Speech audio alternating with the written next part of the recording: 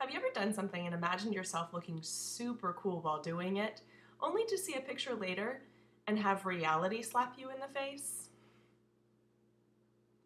About 6 years ago, Erin and I got one of those fancy cameras that takes photos in quick succession, making action photography a possibility. So Erin had the fun idea to take the camera to the track and photograph each other sprinting, and then get to look at the pictures later and laugh at the funny faces we most likely make while dashing down the lane. I agreed to this creative date idea, confident in my running ability and ready for our facial expressions to be the only source of entertainment.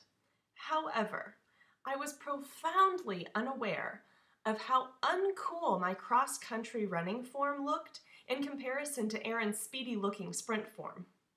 While it was evident by his tilted forward body posturing and bulging calf muscles that he was actually moving forward, I, on the other hand, looked like I was marching in place and trying not to poop my pants.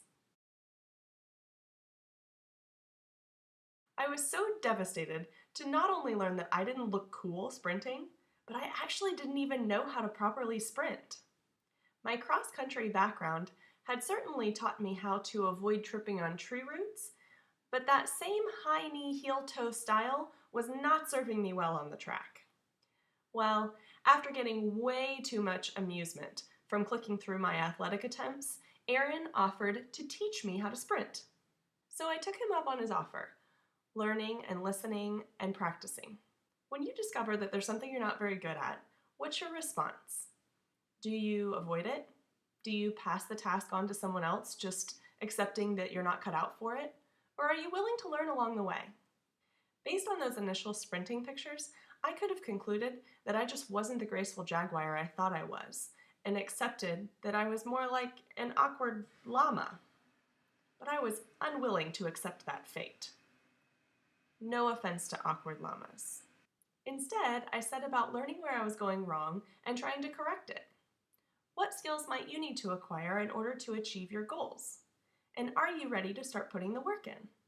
And I'm proud to say that after working with Erin, my sprint form did improve.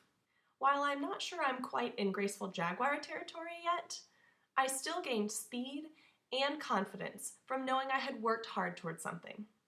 Don't take yourself too seriously. Try something new, be willing to look goofy doing it, and enjoy learning along the way. Thanks for joining me, liking, and subscribing. Let the laughs and adventures continue.